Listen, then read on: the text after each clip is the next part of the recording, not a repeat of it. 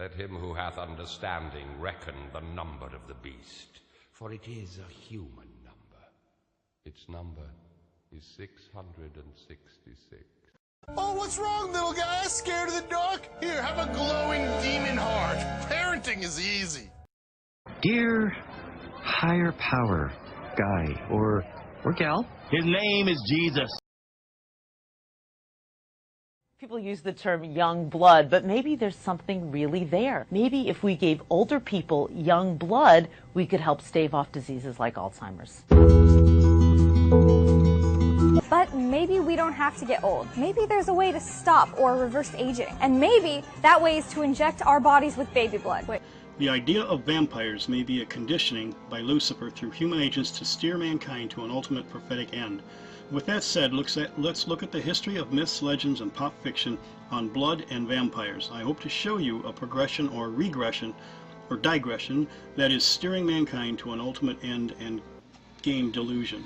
Now this one sounds like something out of the movies, but young blood could be the key to reversing aging. The shocking discovery just made by researchers who studied mice. As CBS 2's Don Champion reports, the findings could someday treat several ailments in humans.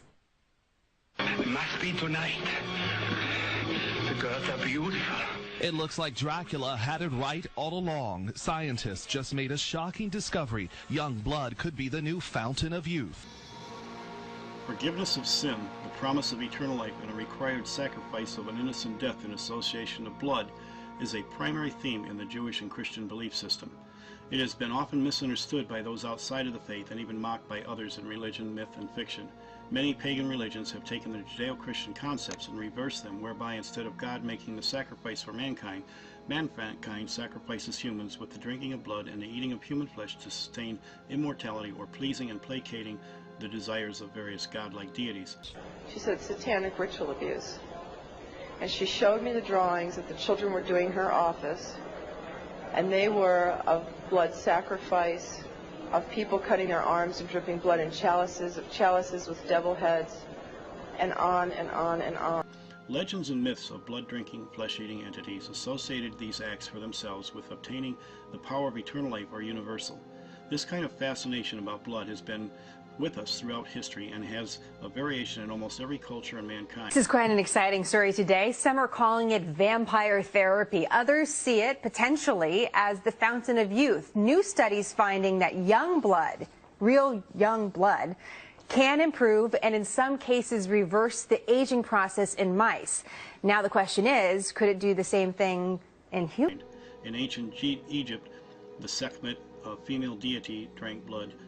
In India, the goddess Kali had fangs, wore a necklace of human skulls, and drank blood of human sacrifices. In Asia, the Aswang are still a popular culture myth. In China, it was the Yangtze, Africa, the Impundula, South America, the Sukoviyant and Tunda, and the Patalsola. In the Arabic world, some of the jinn had the same characteristics of blood-drinking practices. The oldest versions are found in ancient Babylon. A deity, Lilitu, was known for drinking the blood of babies. This deity shares the legend as possibly being that of Lilith. The ancient Aztecs offered up young victims to the Quetzalcoatl to ensure fertilization of the earth. Similar practices by the Incans and Mayans did the same for their gods. Both Greek and Roman mythology included deities with vampire characteristics and the power of human blood to create new or eternal life. Ancient names like Lemi, Impasiu, and the Strigus later evolved to become the general terms for medieval European witches, demons, and vampires. When they torture the children, it causes a physical reaction of the endomorphins in your body to just increase because of the terror and the pain. So when the Satanists drink the blood, they actually get like a chemical, a high, like a drug high from the blood of a tortured victim. Well, scientists have apparently found a way to reverse the effects of aging, at least in mice. 3 studies show older mice can be rejuvenated when infused with the blood of younger mice. It revives stem cells and muscles and increases endurance and memory. Researchers now want to eventually run that experiment on people. They say it could one day help treat Alzheimer's, heart disease, and other ailments. 2 demon types developed from this are the well-known succubus and incubus, seductive sexual blood drinkers who set the stage for the popular myths of vampires today. Voltaire's writings took these ancient myths to a new level of popular interest, and he is attributed as a turning point for inspiration for future authors. In the 1400s, Prince Vlad Tepes of Transylvania became a hero in Bavaria for pushing the Ottoman Empire from their land. He was called the Impaler for his bloodthirsty slaughter of his enemies by impaling them on poles. It's alleged that he drank the blood of his dying victims. His life was the inspiration for the most famous book by Bram Stoker, which came to print in 1897. The first actual novel about vampires came out in 1817 by John Paladin's The Vampire. In both cases, the vampires were human-like but kept the grotesque monster-like qualities and features from the ancient myths. The first Hollywood movie, A Fool Was There, portrayed the other ancient myth of the female seductive type of vampire. This movie featured silent movie actress Theda Bara as the sexy seductress. The movie was based on the first poem about vampires by the famous Rudyard Kipling and is considered the first vampire movie. The second major Hollywood work reverted back to the male, undead monster-like human in the movie classic Nosferatu. This male ghoulish seducer remained the status quo for the next several decades, with a progression of more human-like attributes, even to the point of being rather attractive enough to seduce women into their lifestyle as willing followers. But Hollywood would also add an occasional female vamp seductress just to keep the male population interested also. The TV movie Dark Shadows, a daytime soap opera, began to make the audience see a more human drama played out within the vampire lore. Females across America and Europe became fascinated with the human drama of the vampire, as a greater depth and dimension to the personalities existed and was explained prior to their mishap of becoming a vampire. 3 new medical studies out this morning show young blood can improve lives. Researchers took old mice and gave them blood and blood proteins from young mice. They found the old mice showed improved muscle and brain function. Scientists hope these mouse studies will lead to anti-aging treatments for humans. CBS News medical contributor Dr. David Agus is in Los Angeles. David, good morning. Good morning, Charlie. So tell us about these studies and what they mean. It was something a cross between vampire and Frankenstein, where they took 2 animals and they hooked their blood supply together for 4 weeks, called parabiosis. And it was experiments that were originally done in the 50s that showed mice seemed to reverse aging. Now we know the mechanism. So 3 separate groups showed this. When you hook the blood together after 4 weeks, the stem cells in the brain and the muscle and the heart, they get activated and turn back on. And in fact, the young mice age and the old mice reverse age, and very powerful. Brain works better. They were able to get through a maze better. Their muscles work better. So certainly very exciting finding. Suddenly a transformation was taking place that beckoned the mainstream to accept the vampire as less of a monster and more of an entity to have compassion and understanding for their unwanted plight.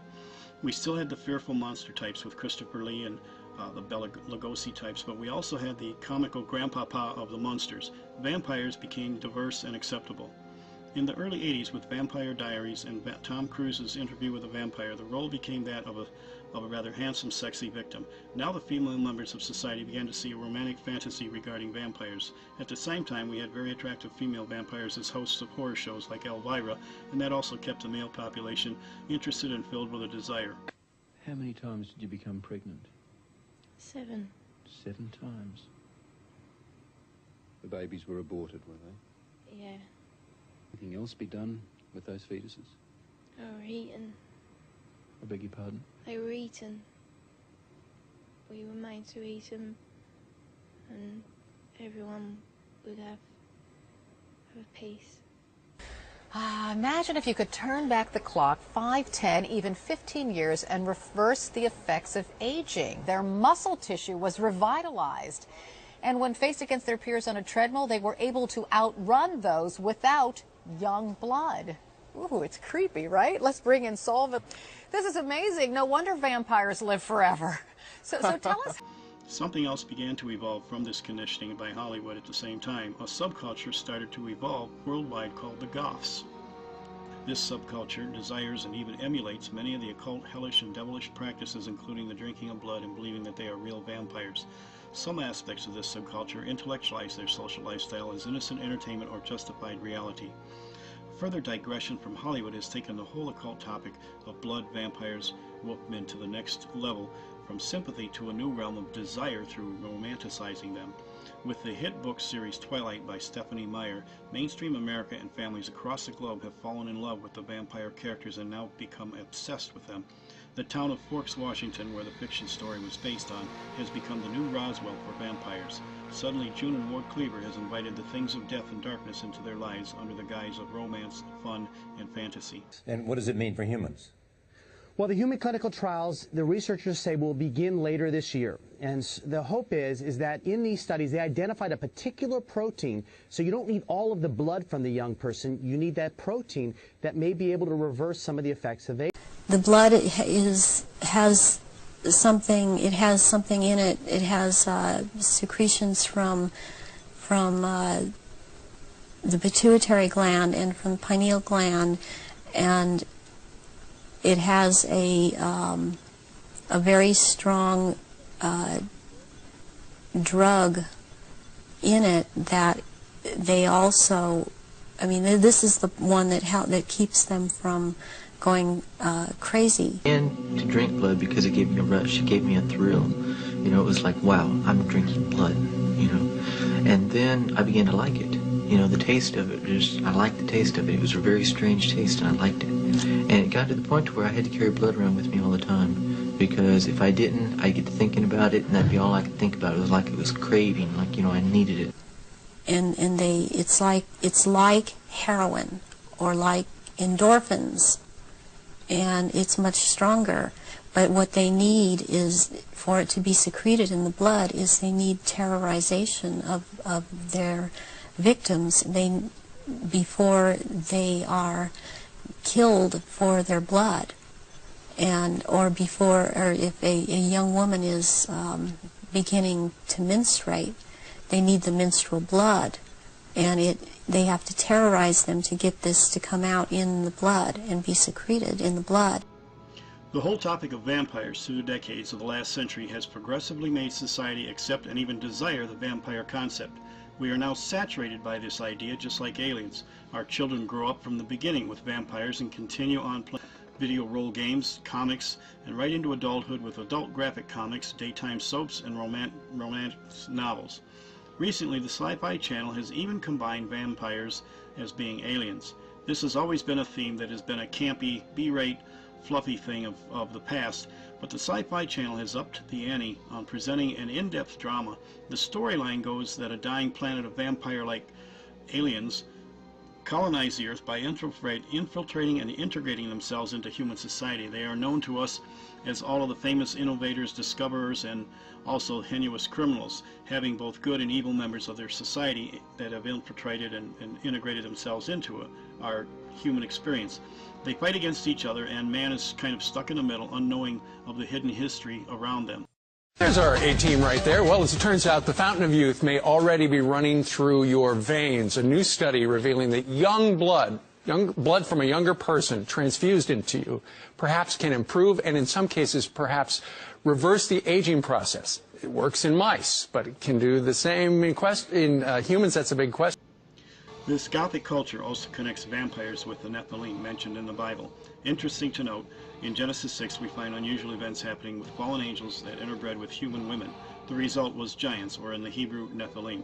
They were described as bullies and tyrants toward the rest of mankind and played with them unmercifully. These entities are known in history as all of the cultural tales of mythology. Yes, these creatures were real, and the myths are just a faint memory of that time.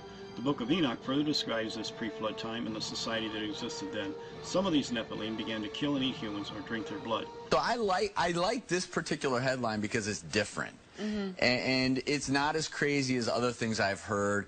What I don't like is when you hear about some exotic fruit somewhere and a small seed in that fruit, and oh, if we just take that seed, we're going to live to be 200 years of age. But that's what made Kim Kardashian lose all of her weight. I've seen the ads, Dr. Stork. I have. You're right. You're right. Hey, you're right. I'm right. Hey, you're right. I'm. No, but people are gullible, and they are looking for something. Really, really interesting findings. Fascinating. It's a fascinating study, actually. It's so fascinating. So certainly very exciting finding. But it is certainly very intriguing and interesting. It is completely thrilling. It's amazing. It really, truly is. It really is. Thank you so much, Thank you. Salvaleda.